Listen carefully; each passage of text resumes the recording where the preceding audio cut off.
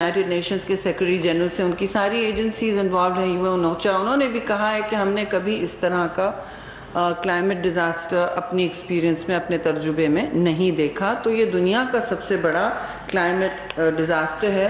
اور اس حوالے سے میں یہ ضرور کہوں گی کہ اسلام آباد میں کیونکہ خبر نہیں پہنچتی اور یہاں بارش ہوتی ہے تو ایک تناظر سے مطلب کل رات کو بارش ہوئی تو وہ پھر بھی سب کے برداشت کے احاطے میں ہوتی ہے. جو ہم نے 18 ہفتے پہلے دیکھا وہ بالکل ہمارے لیے ایک record breaking climate event of the century ہے.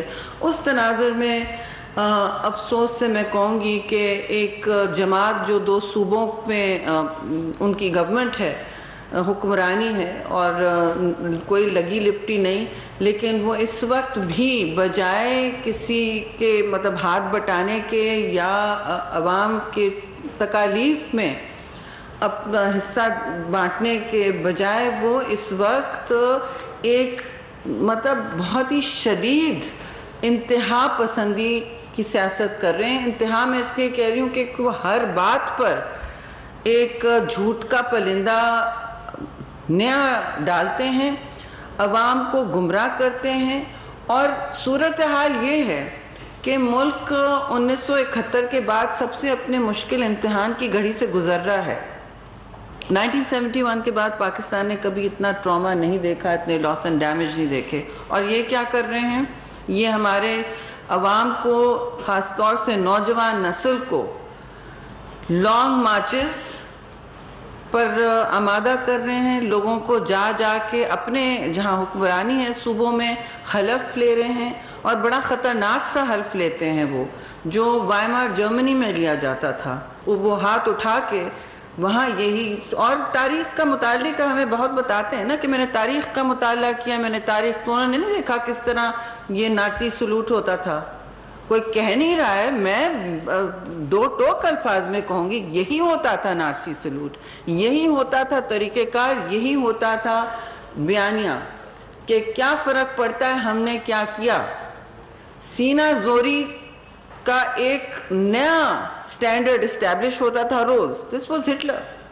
اور وہ کہتے تھے، لوگ کہتے تھے یہ تو مقبول ہیں. تو مقبولیت ان کو کہاں لے گئی، ان کے ملک کو کہاں لے گئی، اور پاکستان اور ساری دنیا کی حیوانیت سامنے لے آئی. اب آپ دیکھیے کہ اس وقت وہ کہہ رہے ہیں کہ میں چاہتا ہوں، اور روز جلسہ کر رہے ہیں، چھوٹے جلسے ہو رہے ہیں. لانگ مارچ میں لوگ آمادہ نہیں ہو رہے ہیں تو حلف لے لے کے ان کو کہا جا رہا ہے کہ آپ آئیں. اور آ کے کیا کریں؟ ان کو پھر سے اقتدار دیں بیسکلی. اور تو کوئی ان کا بیانیہ نہیں ہے اور کوئی مطالبہ نہیں ہے، صرف اور صرف اقتدار کا مطالبہ ہے. اور وہ الیکشن کی انہوں نے اس میں کہا ہوا ہے، اس میں ڈھالا ہوا ہے. اور انہوں نے دوسروں کو چور کہا. دوسروں کو چور کہتے کہتے خود توشہ خانہ کیس میں پھنس گئے. دوسروں کی منی لانڈرنگ پر الزام لگاتے لگاتے خود ووٹن کرکٹ کیس میں آپ نے دیکھا ہے وہ کرکٹ کس لیے کھیلا جاتا تھا؟ وہ چیریٹی کے لیے کھیلا جاتا تھا، چیریٹی فنڈ ریزر تھا وہ. تو آپ لوگوں کے لیے آپ خیرات لے رہے ہیں، اور خیرات کا پیسہ کہاں پہنچا؟ وہ بھی ساری منی ٹریل چھپی بھی ہے، وہ ثابت نہیں ہو پائی.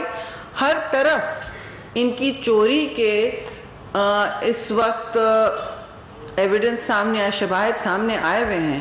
لیکن سینہ زوری اتنی ہے کہ کہتے ہیں کہ ہم سائفر میں بھی، ایک انہوں نے سائفر جو کیا، میں تو ان کو سائفر گیٹ کہتی ہوں، سائفر کا انہوں نے بنیاد بنائی نا کہ میری حکومت اس لیے نکالی گئی، سازش کی وجہ سے نکالی گئی. تو سب سے بڑے ڈیپ فیک تو وہ ہیں، کہتے ہیں فیکس میرے بن رہے ہیں. سب سے بڑے ڈیپ فیک وہ خود ہے. ہر چیز پر جھوٹ، ہر چیز پر سینہ زوری کے بس دوسرے سپلائس کر کے ٹیپس چلا دو. ان کی سائفر ریکارڈنگز، یہ میں بالکل تسلیم کرتی ہوں کہ ریکارڈنگز نہیں ہونی چاہیے تھی، اور اس کی تحقیقات بالکل ہو رہی ہیں. ان کے ٹائم میں انہوں نے کہا تھا کہ جی نہیں، یہ بالکل ٹھیک ہے، آن بورڈ سب کو ہونا چاہیے. سائفر مطلب ریکارڈنگ ہو تو کیا ہوا؟ لیکن اب ان کو تحقیقات کا خیال آیا، جو ہم ویسے بھی کر رہے ہیں. جو پرنسپل ہے وہ پرنسپل ہے، جو اصول ہے وہ اصول ہے. لیکن اس وقت انہوں نے کہا کہ یہ سائفر کی وجہ سے میری حکومت نکالی گئی. ان کے اپنے صدر نے، پی ٹی آئی کے نمائندہ صدر نے کہا ہے کہ میں آمادہ نہیں ہوں اس بیانیے پر کہ کسی سازش کی تحت ان کو نکالا گیا. آپ نے ان کا انٹرویو سنا. اب وہ کمزور وضاحتیں پیش کرتے چلیں وہ دوسری بات ہے, لیکن انہوں نے بھی کہہ دیا کہ یہ, اور وہ سائفر جو ہے انہوں نے غائب بھی کر دیا. پی ایم ہاؤس نے سائفر غائب بھی کر دیا. 6 اس طرح کے ٹیلی گرامز جاتے ہیں جن جن اداروں کے پاس, اس کا چھٹا یعنی پی ایم ہاؤس کا جو مین ہوتا ہے وہ غائب ہے. یہ ایک کرائم ہے جی, یہ جرم ہے, کیونکہ یہ آفیشل سیکرٹ ایکٹس کے تحت یہ سائفرز پروٹیکٹڈ ہوتے ہیں, ان کا تحفظ ہوتا ہے.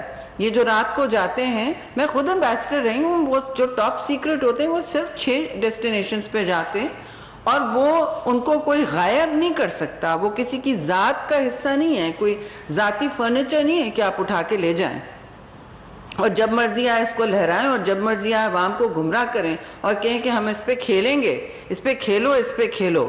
وہ تو کوئی سپلائسنگ نہیں ہوئی ہے, نہ ان کے سابق پرنسپل سیکریٹری کی آواز میں سپلائسنگ ہوئی ہے کہ ہاں مرضی کے منٹس بنائیں گے.